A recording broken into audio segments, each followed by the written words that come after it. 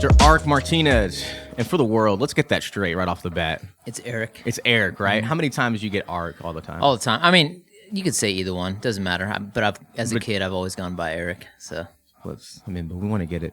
We're in such a PC world, right? Like, your mom named you Aric. as long as you don't call me Aric Martinez, which I used to get a lot as a kid. Wait, what? Oh yeah. What was that? Say that again. Aric Martinez.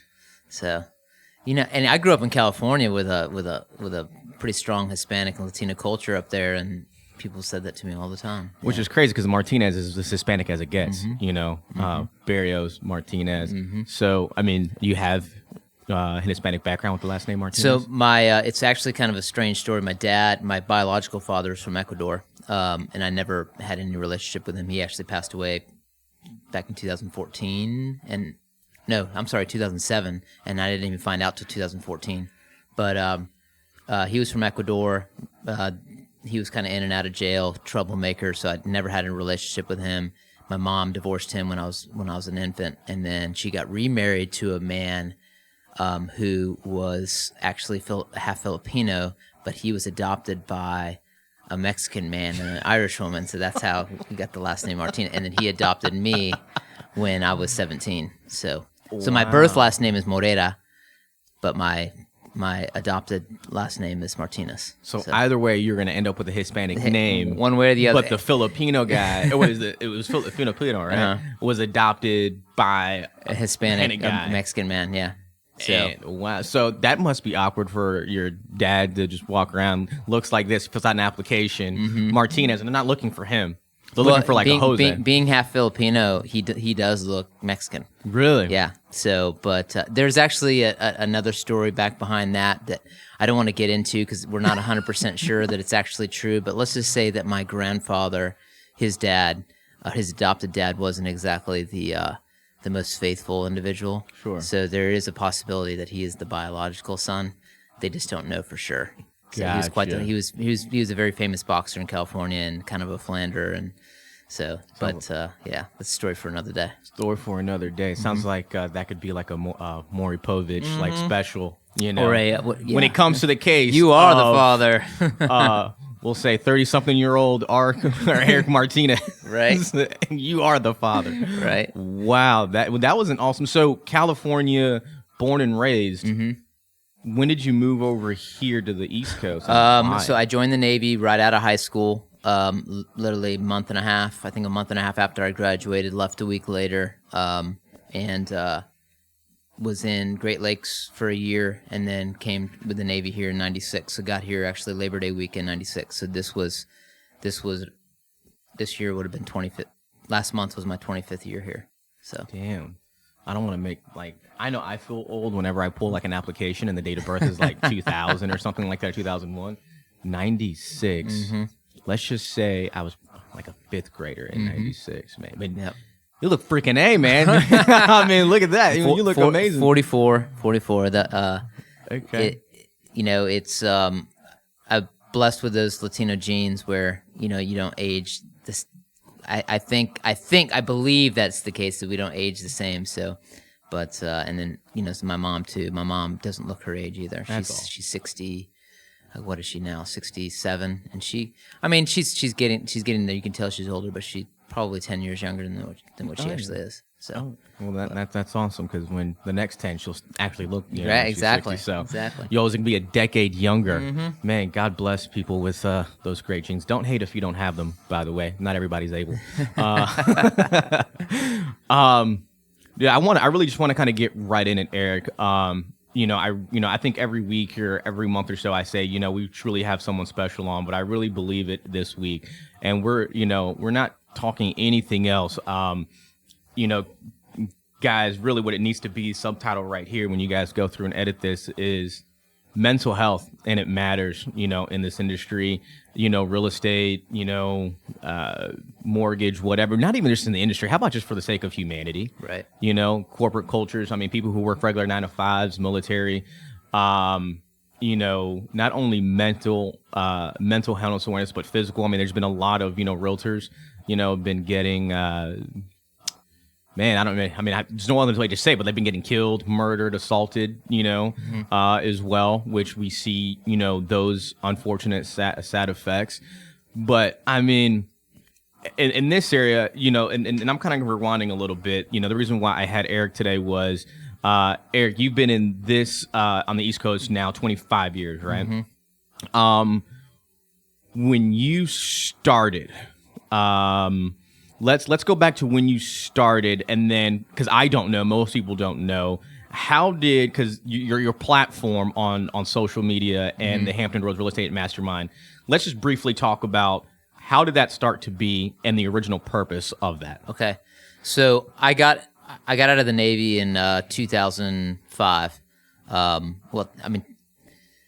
I started working in the mortgage industry in 2004, kind of part time. There was a guy that I'd met. And a good friend of mine who's now had just gotten out of the SEAL teams. He's now dead, but he had met a guy in Tennessee that owned a mortgage company, like a online mortgage broker, and he came to me and said, "Hey, this guy really likes me. He wants to train me how to do mortgages. Is this something you're interested in? Because I know you wanted." He knew I wanted to get out of the military, so I said, "Absolutely." So every day I'd get out of work and I'd show up at his house. And he lived right down the road behind Pembroke Mall, and on John Paul Jones Road or Street or whatever that was. And we would just sit there and we would train and learn from this guy, and he would teach us about how to do mortgages. This was when the mortgage business was starting to boom, and it turned out I was good at it. I didn't really know what I was doing, but I was good at the networking piece and getting out there and connecting with folks. And I started to enjoy it. The money seemed to be pretty good. It was more money than I was making in the military at the time. And so I had a good relationship with my command, so they were letting me, for the last few months, they knew I was getting out, so they were letting me kind of check in, once a week, check, hey, I'm still alive, go ahead, go back to work and do your civilian thing. So the business started to boom, started to really pick up. And that's when I started to realize I wasn't actually at a very good company. And so I started kind of hopping around and seeing what fit. I was at Main Street Mortgage for a little while. They were over in Town Center. They were a subsidiary of Transcommunity Financial out of Richmond, financial planning firm. And then eventually I got recruited to Countrywide. And that's when business really started to ramp up. But that's also when the market started to shift. And I started falling in love with the money piece of it, and money was great, and I wasn't aware of the pitfalls of what was going to happen with the market, and I started buying houses that I really couldn't afford, and then the market started to crash, and I switched companies again to another company called People's Home Equity, and I was there for about a year before finally everything had kind of caved in. Me and a couple buddies of mine, we had bought a bar and restaurant down at the ocean front. For the first year, everything was great. We were having a lot of fun. What was the name of the restaurant? It was called Excess Restaurant and Bar. It's now Shaka's, I believe. Okay. So I had no idea what we were really getting ourselves into. We made some money flipping some houses, type of a thing, and we were like, oh, let's go buy a restaurant and bar. This will be a lot of fun. And we started learning some pretty hard lessons pretty quick. And when the market started crashing, it wasn't just the real estate market; it was everything. The stock market, the world economy, business was getting crushed. I mean, we lost 50% gross revenue over a 1 year period. Wow. And I was forking out 10, 15 grand a month out of my own pocket just to keep the doors open. Wow. And business. So, for retrospect and some clarity on how bad it got. I think it was in January of 2007. We were doing my office. I was a net branch manager at People's Home Equity. I think we were doing about 50 deals a month. There was only like 3 or 4 of us at the time. And things had slowed down at this point when we were doing 100, 150. Were those like all ninja loans, non-QM? Somewhere. It was a mix. It really was a mixed bag. So we were doing there was like 3 or 4 of us. We were doing probably 50 deals a month. By the time November hit, I think we did 7, and then December I think we did 2 or 3, and then January we got the email saying, hey, don't open the doors on a Friday, don't open the doors on Monday, we're shutting down. People's Home Equity did it right. They started tightening up. They saw what was happening, so they started kind of condensing and tightening up their stuff. While some of the other big firms like Countrywide, they just kept trying to put Band-Aids on gaping wounds. And anyhow, long story short, it was a really tough period. You know, I was couch hopping with friends, foreclosing on houses. Didn't know how I was going to pay because I went from making, you know, a couple $100,000 to, like, I think in 2008 I made $5,000. Yeah. You know, it was a tough time. But I started working for a house flipper for a little while, and I was bird dogging deals for him. And next thing I know, I'm going to all these appointments, and everybody's underwater, so you can't buy any of their houses. So Right. I was dating a real estate agent at the time, and she goes, "Hey, why don't we start converting them to short sales?" So that's what I started to do. And within a matter of 6 months, we had over 20 short sale listings. For people who don't know, can you kind of talk about what that means, converting them over to short sale? When somebody owes more on a property than what it's worth, there's not that many of them today, but back then there were a lot. Ton of REOs. Yeah, it was about 30% of the market was either foreclosure or short sales. So, and short sales is the step before you actually foreclose. Anyhow, she finally got overwhelmed, and she said, "Hey, I can't do this on my own. I need to get your license," and that's what I did. Went out and procrastinating as I usually do. Took me almost a year to get it, and that was back in 2011 when I finally got licensed. Wasn't really working full time at that point. I was still doing little stuff on the side, some house flipping stuff, house flipping consulting. Wasn't because the market here was just starting to recover. So we crashed in 2008. We didn't hit bottom here till 3.5 years later. So people think, you know, market crashes, you know, you go out there and just buy all these great deals. It took a long time to get to the bottom. So for investors and house flippers and stuff like that, trying to make money in that market, it was like catching a falling knife. So where, you know, I know one guy that he saw this house for $900,000 and the builder reduced it to $850. So he thought he was getting this great deal on this house. And then 2 years later, the thing was only worth $650. So that's the kind of market that we were in. But anyhow, I just slowly started to build my business over time, and then by about 2016, I'd kind of hit my 2015, 2016, I'd hit my stride, and I started to realize how important it was to stay connected with people in the industry, because there was such a small percentage of us that were actually really doing any meaningful amount of business. And I know it's similar in the mortgage side where you got a lot of like part-timers or people that are heavy refi, don't do a lot of purchase, etc. Sure. And I was finding that keeping relationships with people within the industry was helping me win deals if I knew that person on the other side, etc. And Robert Rogers had come up here from Atlanta and started a Facebook page called Hampton Roads Real Estate Mastermind, Real Estate Agent Mastermind. And it was a place where he asked Phil Kazmarek from Atlantic Sotheby's, was one of his best friends, to help him moderate the page. And he wanted to use the Facebook page as a way to stay connected and pass best practices and stuff like that with people. Well, I had been a member at that point for about a year or two, and I noticed that, you know, the page was just dormant. People were just posting on there, I need a plumbing referral, I need a roofer, I need my windows replaced, or whatever the case might be. And there was nothing really happening with it. So I started just on my own. I was like, well, let's have a conversation. And I knew the power of social media. Social media had really been working well for me in my personal business. And I said, hey, you know, let me see if I can start conversations within the industry and start stirring it up a little bit and get people talking to it and actually engaging with each other. Well, about 6 months later, I started realizing what worked and what didn't, who pissed who off, and what, you know, you can never please everybody. Sure. And finally, Robert reached out to me one day and said, hey, you know, I really want to get this page back on track. Do you want to help me moderate it? Kind of let you take the reins and get the page going so that it actually used for what I wanted it to do.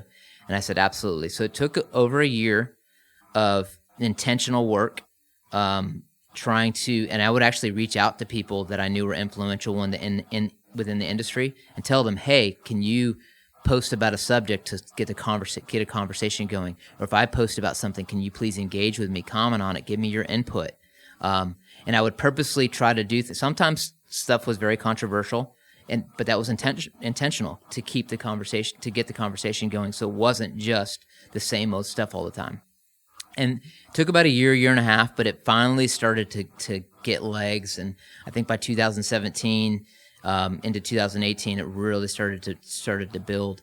And then that's when the market was really starting to ramp back up again. And then by 2019, 2020, by 2020, COVID hit, and it just became a great place for everybody to just kind of share. It was Pat Steele. I don't know if you know her. We call her Mama Pat. She's just an incredible woman. Her late husband is actually the first realtor I ever did a deal with in Hampton Roads, Jack Steele, and just such a sweet man. And she is equally as kind and loving and sweet. And she actually took me aside one day. We were at a grand opening for another mortgage company. And she goes, Aric, I really appreciate everything you're doing with the page. I don't comment a lot, but I am paying attention. And she started telling me about how back in her day, when people would do deals, when she got started in the business and was really, I think she's a little bit more on the management side now, that people would sit down with each other at a coffee shop or at a restaurant, and you would go over the contract and go over the deal together and, really get to know each other. And that doesn't happen anymore in this digital age. It's just like everything is on steroids. Everything's so fast. And microwave society, instant gratification. Yeah, exactly. Cell phones. Submitted offer 7:00, 7:01, 7:02. Why haven't you responded to my offer yet? And if you don't respond, you're calling, you're texting, you're emailing. You're knocking on their door. It's just all these. It's just when I remember growing up as a kid, we had answering machines. If you called my house and my dad wasn't home, guess what? You didn't talk to him till he got home. Sure. Or probably the next day if it got too late. But she told me, she said, Aric, I feel like you've created the online coffee shop. So, and I really kind of took that to heart and started to try to shift once again and try to not just pass best practices, but let's get to know each other. You really get to know each other and have a sense of community within the industry. And sure enough, like over this last couple of years, I can think of probably a dozen times where my client got the deal, or vice versa, somebody else's client got the deal from me because I knew that agent on the other side and had a relationship with him. And 90% of the time was only through social media. But then when you actually had the chance to meet them face to face, they weren't a complete stranger anymore. And it also made me take a step back and say, man, this person is a real person. Yeah. They're not just an MLS number. Yeah. Or a RAIN ID, I should say. They're not just another agent with a license. They're an actual person. They have stuff going on too, because I felt like I knew them on a personal level. Yeah. So, and that's kind of how we got to where we are today. Wow, is all I can say. That was a short version. I think for as much as I'm doing this, like I could take this so many different directions because you just dropped so many nuggets like right there, and typically I know where I want to, but it's just I'm just in awe, honestly, and it's just like the wow factor. And I think a lot of times we have taken that human element out of everything, and it's just transactional. And I think that is really cool. No different than a mortgage lender or broker calling a listing agent to give them warm and fuzzies. Hey, I am local. I am here. You can trust me. There's so few that do that this day. And it's so few. And why they don't do that, I don't know. But I also know, and I feel like there's like also a double-edged sword with people knowing each other too. Like, I don't like that person, so I'm not going to accept their offer.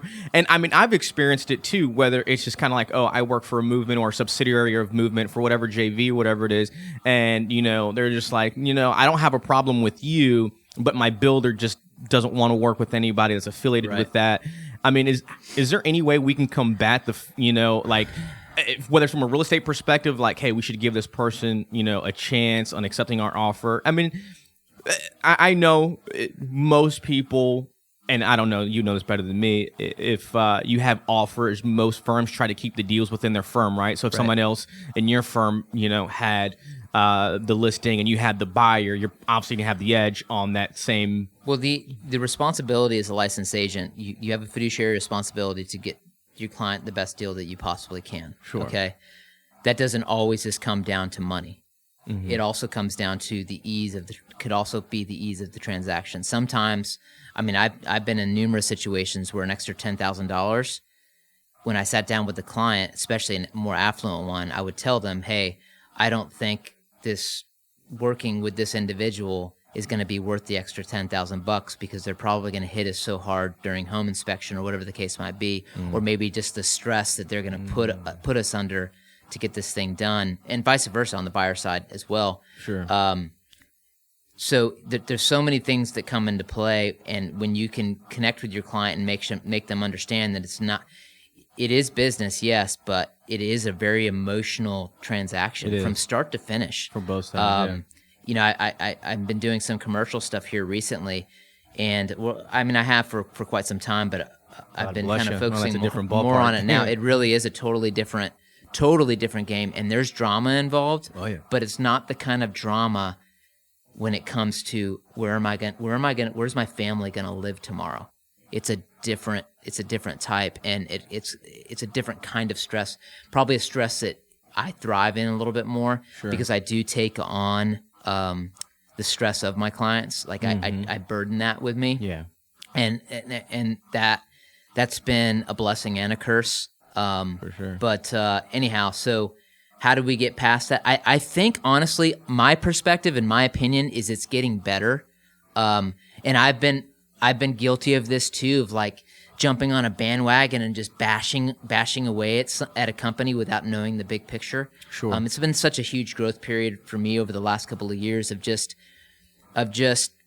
not just the individual level. Like, I don't know the whole story. You hear a little tidbits here and there, and you just think that you've got it all figured out about this certain. And that's the danger in this business is we don't make our own opinions based on our own knowledge or pretense, right? Right. It's always like, oh, I'm best friends with this person, and because they had this experience or they have this story, it automatically becomes, my belief too, and they transpose their beliefs on us, right? And I think we're all guilty of that, to a point. I mean, there's a competitor in my area, and it's just like, is it really the company or the few knuckleheads in that really give?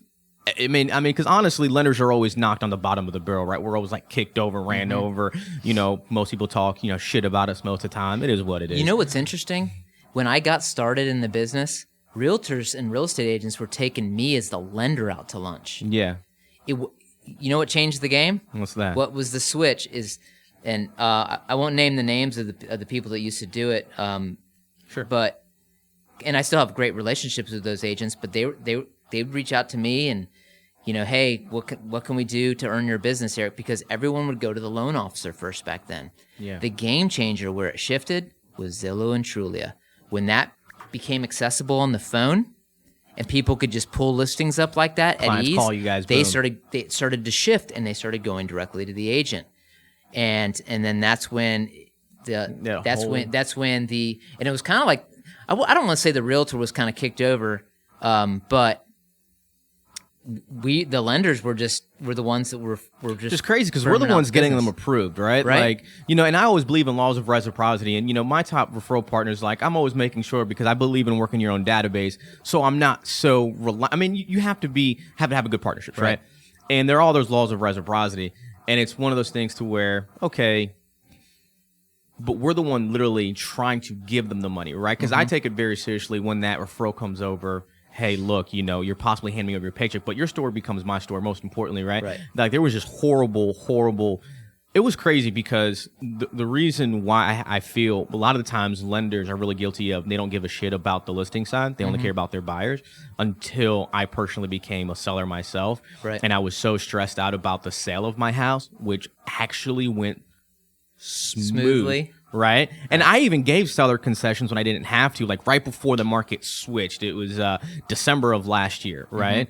And it was one of those, things where I was like, you know what? When I bought that house as a short sale, I was given seller concessions. I'm gonna pay it back to this guy, veteran. I always have being a vet, like, you know, whatever, right?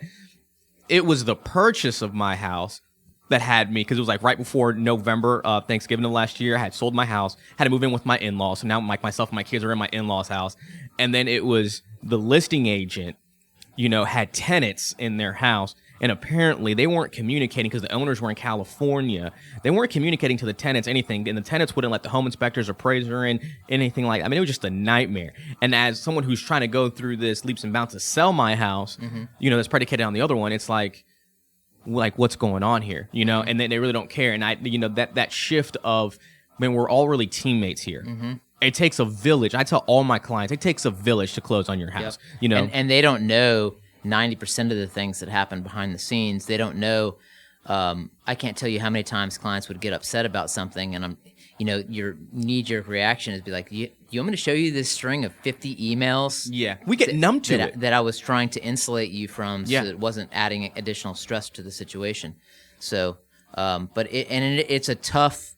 It is I'm sure that gave you some perspective and some additional clarity, and you know, I posted about this a few months back where even real estate agents, I feel like we get too abusive of the settlement people and the loan officers, and it's like it's Sunday night. Yes. And while the average real estate agent, the average successful real estate agent in our market does 2 to 3 deals a month. If you're a loan officer doing 2 to 3 deals a month, you're probably on food stamps. You know what I mean? So, preach. So most loan officers I know are doing 10, 15, 20, 30 deals a month. Right. And so it takes that much to make what you guys make on a transaction. So I would tell people, my post was about, and then settlement people are even more. Yeah. I know there's a settlement guy I know right now that does on average of 400 to 500 settlements a month. So I told this this agent one time, I said, would you, when he was kind of beating up his loan officer and the settlement person about a file on a Sunday night, I said, how would you feel if 500 or even 100 or even 30 different clients were messaging you on a Sunday night at 9 o'clock? So why do you feel like it's appropriate? And it was nothing that couldn't have been handled the next day.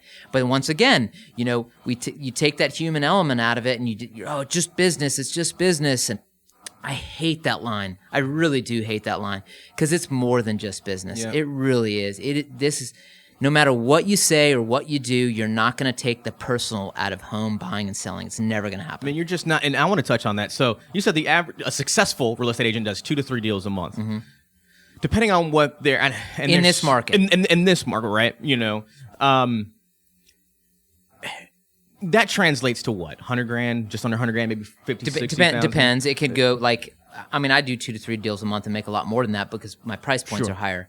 But like I'd say the average price point's like $275. It's probably about 150, I guess. About 150, right? Which is a good living, and especially in Hampton Roads, right? You know, and obviously we can talk about hyperinflation, all this crap that's getting ready to happen, affect the market, but you know, so I posted a while ago because, you know, I've been in this for 8 years, but like the last 2.5, 3 years, full-time sales origination, kind of did the same things, kind of part-time, and then I was just shoved into it. I didn't want anything to do with this business. And so I remember just being so afraid to take a day off, so afraid to go on vacation, so afraid because it is business. There is no off switch for us because we don't work a 9 to 5, and if we don't always build meaningful relationships, right, with people, whether it's working with our past, you know, database or building those new people, your check is not guaranteed, and you have a family to feed, right? I have 4 kids from 13 to like 18 months, right? Yep. And so I remember posting, it was this past August. It was a really 2.5 day. We flew out Monday and we flew back Thursday, and we went to like Disney and Universal kind of like back to back. It was a mini impromptu thing because something happened in the family, so we just went. And I had my team obviously working back home, but there was like 1 or 2 deals that I had missed because, you know, just wasn't available. Right. You know, I chose, you know, and they had my backup person's contact information, whatever. At one point, I would look at that as lost revenue and lost income. Right. But then my mind shifted and said, if that person couldn't respect my time enough, you know, with my family, that money, that income wasn't meant for me. And here's what really pisses me off. Like, the clients that go to you, what do? They make an appointment. Right. When they want to see their doctor, they make an appointment. When they want to go see their CPA, when they want to go see their attorney. Mm-hmm. So why is it that if I'm running my business like a business, I can't... This is our fault. So they pick up the phone, and if this person doesn't call, they're just going to call the next person. But we've done a horrible job of setting boundaries, an awful job of setting boundaries. And over this last few years of doing that, I think that's how we got to the point where we're at right now, where now there's a mental health crisis within our industry that nobody's really talking about. Yeah. We're just starting to talk about it. It's starting to become more prevalent. It is. You're seeing families break up. Mine was one of them. I mean, a lot of mistakes I made in my marriage, but the impetus to my divorce recently was because I just didn't know how to turn the off button off. Right. I didn't set boundaries. I found myself putting myself in situations where I was lying to my wife about stuff, just because I didn't want to have to deal with it. The drama side of it. And now everything's closed out and done.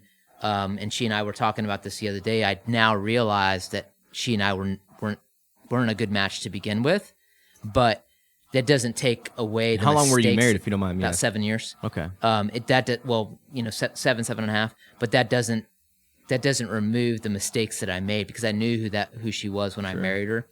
And I decided to just kind of try to push through all this stuff regardless. But it's unfortunate that it's gotten to this point, but I'm glad that we're sitting here talking about it now, because it is a problem, and it's a big problem.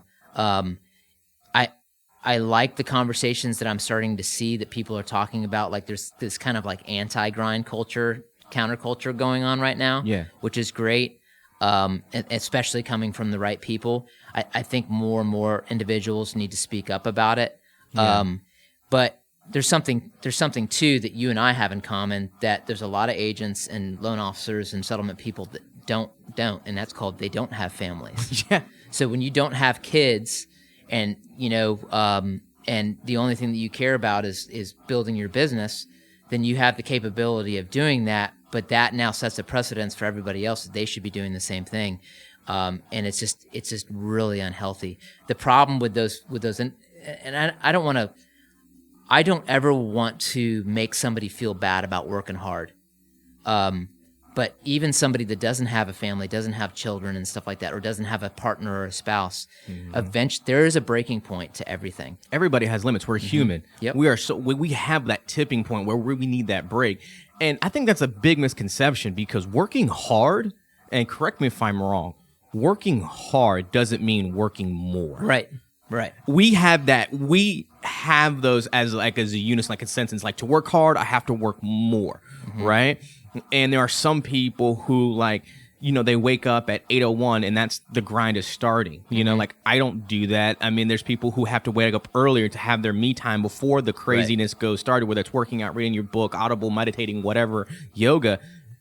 But working hard does not mean working more. Like, you don't have to work 18, 20-hour days, to make that feasible, especially when you have a family.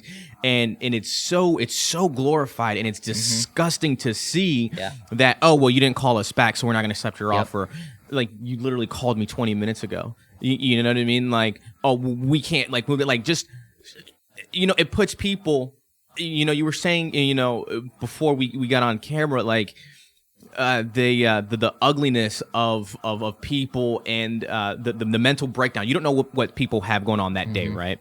And it could just be their dog could have just died. Their spouse could have just hit him with separation papers. Their boyfriend or girlfriend or partner, whoever, just could have broke up with them. Yeah. Their mom could have just died. You've no clue what people are going through. Clue. So why are we treating people who are complete strangers, people that we know socially on Facebook? Like, why do we treat them so bad? Like, why is there a reason for us treating them like the bad? Because it's easy to do that. We're probably projecting social media. So I don't know if you listen to Gary Vee at all, but I'm a big Gary Vee fan. I know he repeats himself a lot, and a lot of his podcasts are the same old. But what something that he says quite a bit that resonates with me a lot, and I try to remind myself of this, because there's a very there's a lot of negativity around social media, and when I say negativity around it, like parents and stuff like that, or there's some people that have not really ever not truly embraced it, say, so social media is the reason why we're like this, and this would never happen before social media. And he likes to say, actually, people have always been like this. Social media didn't do it. It just exposed how you really were anyway. It didn't We create just it. didn't It know definitely it. Definitely didn't exposed it. create it. Now, it's put things on steroids, for sure. And I think we're starting to learn how, think about the 2016 election to the 2020 election. And I don't know how much you were paying attention, and I'm sure you were, and I'm sure when I say this, you're going to say, yeah, you're right. But in 2016, there was just some vitriol going on between people. I mean, it was almost like I wish that I didn't even know who people were voting for, because I liked them better before I knew all this stuff about them, before they were posting these things. But I think there was so many relationships and friendships that ended Because of an election. because of an election in 2016. I noticed in 2020 it was still happening, but no. nowhere near the level that it happened 4 years earlier. So I think people were learning, and I think we're going to continue to see that. So I think for our kids growing up, like right now, when I was growing up, pre-social media, like you could be a shithead and a total jerk to people, and maybe only a few people in this circle would ever hear about it or ever know like the story about what you did. Our kids growing up, man, you always have the checks and balances of treat other people the way you want to be treated, don't break the law, all these things. We've always had that. And then depending on how extroverted you are, how many friends you have, is how quickly rumors can spread about you. But especially like in school. But now I think there's an additional check and balance to where you're gonna potentially do something, and you kind of take a step back and go, man, I could do this, but there's a good chance I'm gonna get put on blast, and then everybody's gonna hear about it. Repercussions, because the microphone's that telephone, tell a friend now, right? Yep. We live in that. It's gonna go, like you said. Only a small group back in the day would figure out that you're a knucklehead and this is what you believe. And even back then, you can kind of. Even back then, pre-2016 election, I even feel, let's just go back to the first Bush administration and, going into Clinton. You can talk about, for the most part, voting one way or another with no really ramifications. Yeah, you would have a conversation about it, you have some disagreements, and everyone left as friends. Right. Now, it's like, nope. If I say I'm for red, or if I say I'm for blue, this person's a Nazi, and this person is a whatever. It's so like, and now I can't be friends with them anymore. And then it's just go. And I don't want to get religious on anybody because everyone has their own different things. But I was like, I'm pretty sure that Jesus said the first commandment, the greatest commandment, is love thy neighbor as you love thyself. Yep. Right. And we can't just. I don't care if you're red or blue, independent. Hey man, I respectfully disagree and be fine, but I still love you. Let's go have a beer later. Right. Let's go have some wings later. But it's not like that. It's, oh man, me and you are cool. Oh my God, their political affiliations. Yeah. Off. What was that? There was that meme that came out, and I think that came out of 2016, where it was a cartoon characters, and it said like a Muslim, a Jew, a Christian, a Catholic, and an atheist all walked into a bar together. Yeah. Well, that's what used to happen when people weren't assholes to each other. Yeah. You know what I mean? So, but everyone's an a-hole now. It is, but I truly do believe it's shifting. I think we're going to see a cultural shift where people are really going to kind of start thinking about what they say and how they treat other people because of the repercussions that can potentially happen from it. I think people are learning. I'm one that have learned. Yeah, and people are just not saying anything just to not lose business. People are just like refraining from saying anything not to lose business, which, business and politics really has no place in the work, setting environment. But you also now can't freely, say how you feel on certain things, because, especially. I still think that there's a way that you can put your opinion out there and not be a jerk about it. Oh, absolutely. But most people don't have that optics. It's all perception. Yeah. It's optics. You and I could agree on that fundamentally. I can say something about a topic, whether it's, abortion or the LGBTQ community or whatever it is.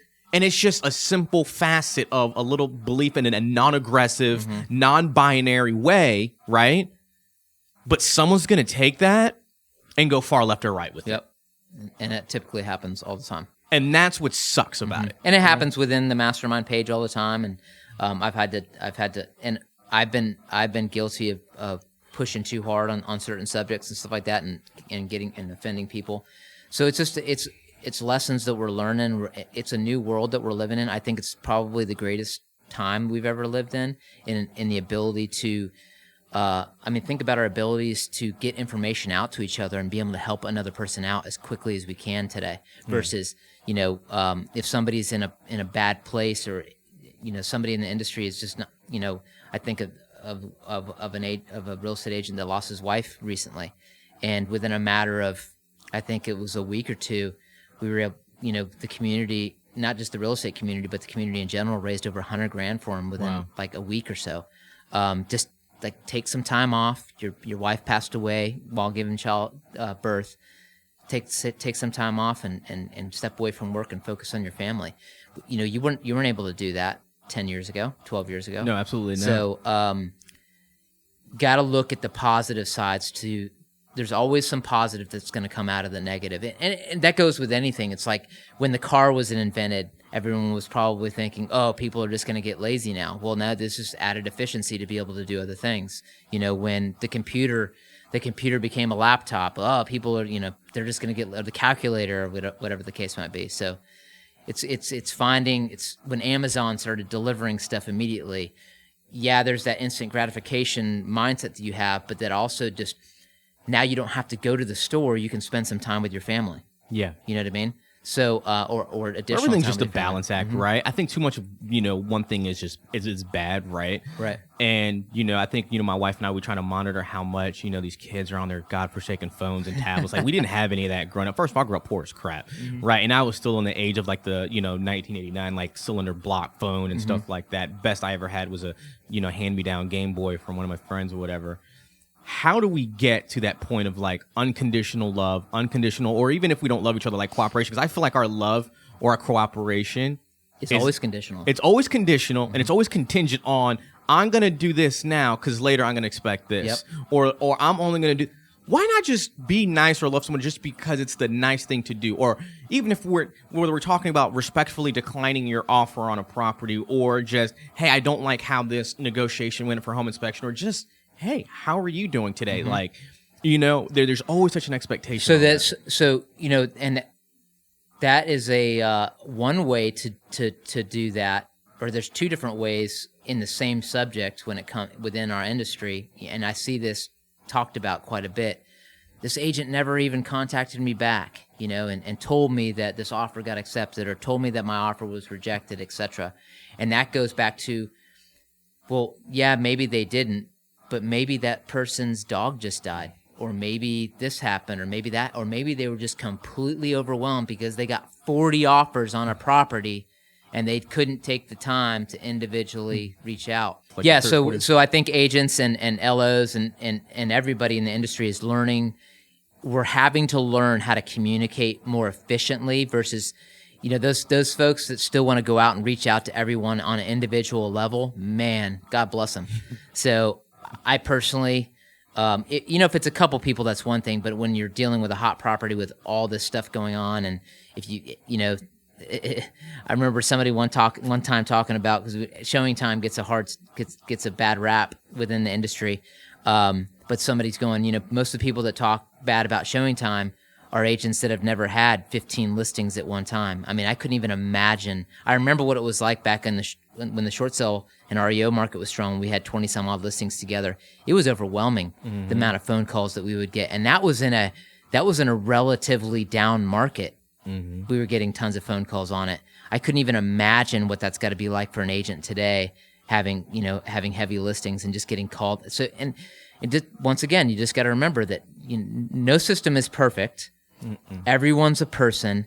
You don't know what's going on behind the scenes, and you don't know what you're doing can potentially trigger that. So the flip side of that is just constantly leading with grace. Yeah. And I feel like most people want to do that. They want to lead with grace. They just don't know how to, because maybe it's never been afforded to them. Yeah.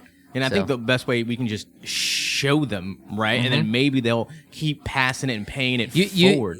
I jump on you about a certain situation, and I'm just really, really aggressive with you, and you just kind of come back with, well, hey, Aric, I'm really sorry you feel that way. This is what happened, blah, blah, blah. and then I'm gonna. Most people that are not that sociopaths, have that human element, right? that aren't sociopaths, are gonna go, That's interesting that I came at him like that and he came back. And it wasn't like this biting like back and forth. Because is what I was probably looking for. Is I wanted to fight. Because people want that combat, like the conflict. Everyone wants to go around in conflict instead of saying, "Hey, how do we diffuse this? How can we actually communicate like adults and not acting like children?" All on a page gone wild. And the way to do that, you asked, how do we shift that? And it's keep talking about it. We have a mouthpiece on social media. Keep talking about it. Keep showing grace. Keep talking about it. Keep showing grace. It should be something that is brought up and reminded on a consistent basis, not just from the same person, not just from myself, but from everybody. I love it when I see people talk about how great it was to work with a certain real estate agent or realtor or LO or settlement person, or an appraisers just get beat to crap all the time. Those poor guys and gals. But so I love it when people talk about great experiences they have, and I'm willing to bet that 95 to 98% of experiences out there are great experiences. We should challenge people for that, on the group. If you allow, us to share this, because I think the message needs to go not only publicly, but in that group so they say, hey, let's challenge each other to share the positives and the wins, for each other, not always talk about the negatives of what's going on there. Because I'm getting ready to ask you and talk about personally, again, because I really want to not just touch the surface with this mental health and how it affects. And like I said, we're going to wrap up here. We're going to let you go. But I mean, making that a challenge to like really say, hey guys, let's show grace to people, like the people who really need it. And so with that, let me quickly transition into this, because we touched on it briefly earlier, but personal relationships and marriages, children, relationships with our kids and our children are being affected. Because homes are being broken up, people are getting divorced, people are having mental crisis. I mean, they're turning, we joke about it all the time and understand how much we drink alcohol, just to deal with the daily basis. And as facetiously and as funny as we do make that, I mean, it's true. A lot of people bang out tons of alcohol throughout the week. And some of it's social because there's so many different events with Hurrah and these mastermind groups and stuff like that. But I think there's such a grind mentality too, because we are commissioned employees. People always think of sales as a dirty word, right? And it shouldn't be. But that's how we make our living. And there's certain relationships that we have to build, right, with people. And sometimes those relationships are with people of the opposite sex, And I know personally for my wife and I, when I have to meet with people of the opposite sex, hey, I'm going to give you a heads up to let you know who they are, where I'm at, because that's what she asked and required for me to do. Right. So when someone else sees me out with, they're not assuming that. They're not assuming anything, and she's like, "Oh, I know who. Oh yeah, they went to Cooper's Hawk, and they're probably talking about business, and that was with such and such. Yeah, Oh yeah, dark-haired girl, right? Yeah, that was the person. Okay, so it's not like, oh my God, Jeremy, you're taking care of your marriage. So people aren't protecting their marriage. They're not protecting. So one thing that I do is between 5 p.m. and 7 p.m. because you're not going to grow up and retire one day and say, I wish I would have worked more. Right. No one's going to say, I wish I would have worked more. We really would have said, especially my 8-year-old, she's so sweet and so innocent, hey, Daddy, can you come to my ballet practice or to my recital? Can you come to the pumpkin patch? Like, it's the 30th pumpkin patch this month, but can you come on Friday? It's those little moments. They could care less about how much money you make. Sure, do they see the good livings of the vacations and the toys and the Christmases and the birthdays? Absolutely. But when they have that family time, more valuable. Time is so that's all they care about. She literally would rather watch a movie with me. We just watched like Ron's Gone Wrong yesterday, like at the cinema. Great movie, by the way. It was really cute. I love those kid little Disney movies. But, protecting marriages and protecting your relationships, there are people who literally have lost marriage relationships and their children in this. And then people who have quit this business, taken a step back in this business. The churn and burn rate in this business isn't necessarily because it's hard. People just said, yeah, I used to be a real estate agent, but I just couldn't deal with the people in the industry because we've known as the conniving, rude, unhuman people. Yep. Almost getting that attorney stigma. That attorney stigma, right? Or a really, high-end MD, right? How do we acknowledge, that relationships are being torn down, whether it's people who are friends amongst the, the real estate community, people's marriages and home lives are being, because it's stressful when you are doing 1 or 2 deals. Like I said, a loan officer scraping to do 2 to 3 deals a month, it's stressful enough. We're trying to pay our bills, right?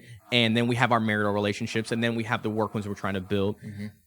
But I mean, from that point, Aric, how else have you seen people break down and lose things, and how are they dealing with it, and how can we support them? The crazy, well, not crazy part is that the other piece that people don't talk about is the domino effect that these things have. Where my marriage is done, but even though it's done, it's also put this just almost blinding spotlight on what just my life was becoming as a whole. And I'm getting a little emotional about it, even thinking about it. I don't ever want to get out of this business. I really love the people aspect of it too much. I love helping people solve these problems and get to, and watch them grow, watch them build wealth, etc. But I am definitely transitioning out of like the production side of it, because I put too much of that burden of the client's burden on myself. So I'm actively working on passive streams of income from other forms of businesses and stuff like that now. But I don't want to get out of the business. But I still, even though I'm so hyper aware of the issue, I still want to focus on that balance. And so that the time that I do get with my kids is with my kids, and not, just conditional of like, well, hey, we're going to go to the park and I want you guys to play on the playground while daddy's on the phone. You know what I mean? Like, Guilty. Yeah. Right. Guilty. And it's going to happen sometimes. It absolutely, there's no way to get around it, but my time with them is so much more important to me now than it ever was before. And I never realized, when you're in it, and you're grinding and you're getting home at 5-6 o'clock, and you spend a couple hours with your kids, and you're not thinking about how much you're taking for granted that time that you have with them till it's gone. And it is devastating, mentally, emotionally. I mean, any kind of way you can think about it. I mean, it was almost debilitating on a certain level of where I just didn't want to do anything. This last couple of months, I've been dealing with some probably the heaviest things I've ever dealt with in my life. Sure. And mostly focused around my kids. And we're still working through it. And thankfully, my ex-wife and I are in a much better place, and we're working through it together. But how do we continue that conversation and make sure that people are protecting their relationships? Once again, it's just continuing to talk about it, not being scared, not being afraid. Christian Phillips from Inlet Realty posted something a couple months ago that was really just kind of stuck with me. Is when you're having those mental, it's okay to say my brain is sick. Being aware of that, and just and not feel like somebody's going to judge you because you're having a hard time is so important. And that's where that grace is so important. It's like if that person on the other side, you're saying something to them because you're mad about a certain situation. And I'm not saying you're never going to be in a situation where the transaction goes absolutely perfect 100% of the time. There's going to be some frustration. Yeah. But if you could potentially say something that could trigger somebody to go down a rabbit hole, you don't want to be that person. So how do we get past that? And it's just constantly reminding ourselves that we got to lead with grace. We got to be reminding ourselves that other person is a human being as well. We don't know what's going on in their life, and maybe something that we're doing by showing that grace could actually give that person hope and saying, "Man, not everyone in this industry is a jerk." You know what I mean? And like you said, it's a kind of like a learning lesson that goes off in the back of their head. But it's so important. I'm in a relationship now with somebody that's in the industry, and I try to be careful about what I say to other people about it, because it's going so great and is so less stressful because she gets it. She's very successful and bit busier than I am right now. And so there's not that back and forth where we have to like, hey, you need to get off the phone, or who are you texting? Why is this happening? It's 9 o'clock at night. We kind of get it. You understand. But the interesting part about it is because we get it, the two of us are more, we are more in tune that we are doing something at 9:00 at night that we could probably just do tomorrow, Right, yeah. and we want to spend time with each other versus feeling obligated to do it. So when I say I want to be careful about that, I say that because I don't want people in the industry to go, "Oh man, I'm gonna break up with my spouse or my partner or whatever and go find somebody That's in not the industry." the message, That is people. not the message That's I'm not the saying. message. I'm telling you that it makes it easier. So how do you have that conversation with your partner or your spouse or whoever you're in a relationship with to make them understand that and to make them feel like a priority? It's a tough thing to do. Counseling is very important to me. I'm in therapy, even when things are good. That's not a dirty word, No. people. I think even when you think things are going good, we all need to. That's see when you some need it form the of most. post. Yeah. It's like a tune-up in because your you don't car. see it. And I think, and I can speak for myself, and I think personally, I use a lot of humor. More whatever. A lot of my stuff are really witty because it's a defense mechanism. Mm-hmm. Because I try to push people away, Yep. and we all have that at some forms, Mm-hmm. right? Where we're pushing people away because we don't want them to see what we're truly dealing with. But I think if we want level 10 success, we really have to be, work on things that make us level 10 best version of ourselves. Yep. And if therapy is one of those things, find someone, a professional, Yep. a confidant, somebody who can who's not going to judge you, a non-biased, to really deal with those issues. Because like you said, it's dangerous. It's dangerous when we live on this mountain of what we think is what we think success is. That's when you really need to be the most conscious of what's really happening, because when you do fall or whatever it is, that's when you're really going to feel the most depressed, the most lonely, the most, because it isn't about how many transactions. It isn't about how much money you have. It isn't about how much, whatever you think it is. That's the danger, is when we think we attain this level of success and we think everything's good, because underneath it really isn't, because we're all dealing with our, stuff at the end of the day. Yep, absolutely, and it's a tough balance. There's no perfect answer. What's going to work for one person isn't going to work for the next, but keeping the conversation going, leading with grace, talking about it, feeling comfortable talking about it. If you got to post about it, asking for advice, just not being scared to talk about it is just so important, and not feeling like you're going to be judged for it. So yeah, it's not dirty. Man, I mean, I could keep going on with this, but I don't want to keep Aric here much longer than he has to. Gosh, I mean, this is such a different monotone and ethos than we've ever had on any of our, podcasts, where we would have alcohol, ironically, and stuff like that. We're drinking midday and we're glorifying, early day stuff like that. But it's just such an important thing, because people are losing their lives. They're losing their livelihoods financially, spiritually, emotionally. Mm-hmm. They're just on an empty tank. Yep. Right. And, your car's not going to go anywhere if it doesn't have any fuel. Yep. You have to be mindful of what's fueling you. Yep. Right. You are, I believe, the top 5 people you hang around and associate yourself with. And you have to find something healthy that's going to fuel you to be able to have these healthy relationships, both personally and professionally, and surround yourself with that. Because this is a dangerous, dangerous situation. So, Aric, I think we'll probably, if you want to add any last thoughts, we can leave it at that. But I think just really showing grace and continuing to talk about it. Yep. We can't just be like a one-time thing. Yep. I think we kind of have to talk about it as a community. Yep. What's really happening, what's going on. Who cares about who works at what brokerage? Who cares about what's going on at their house? And I think the most iconic or analogy that we always hear is why Apple is so successful in regards to Microsoft, or why Michael Phelps was so successful as a swimmer, is because they have that meme where he's like swimming in his own lane, and he's so tunnel vision on what he's doing and his prep work to be the best version of himself on that race, where everyone's looking over at him trying to figure out what he's doing. And I think internally we can take that, and I was like, man, what am I doing to have these relationships? Am I the pit bull who someone, I'm looking for the fight, or should I be, working on myself to show the grace? Yep. And I think that's just so huge, man. It really is. So I will end with this. Just if anybody out there in this industry, or not even in the industry, anybody that I know, or and I'll just throw you out there too, or that knows Jeremy and is having those struggles, feel free to reach out to me. If I don't know you, maybe we can get to know each other a little bit, or I can point you in the direction of somebody that I think can help you.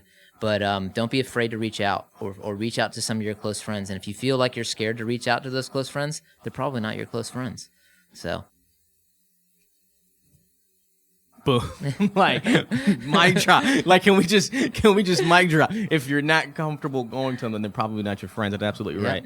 Aric, man, gosh, I probably leaving here with more questions than I do answers, but I think this was a great starting point. I think your story, your testimony is powerful. It was great hearing your perspective as well. So I appreciate the opportunity. No, absolutely. I mean, I think because whatever was realtor lender like with industry, I think can we just treat people like people? Mm-hmm. And again, my biggest thing, man, make this the big hashtag on this. Gosh, like, what was it? Let's just, the anti-grind. Like, can we stop glorifying the grind culture? Yes, the grind culture. Mm-hmm. Let's just, I'm not getting into the whole cancel culture thing, but let's cancel the grind culture. Right. Work hard doesn't mean, work more. Yep. I'm just going to leave it at that, So, Aric, I appreciate it. Thank you for your time, brother. It's always a pleasure, and I definitely hope we continue to get to, be voices to keep speaking on this, man, and let's just say keep the conversation going. Keep the conversation going. I know personally I'm going to keep looking in myself in the mirror every single day now with a lot of the stuff that you said. So I appreciate it, man. You're welcome, buddy. Appreciate it. Absolutely.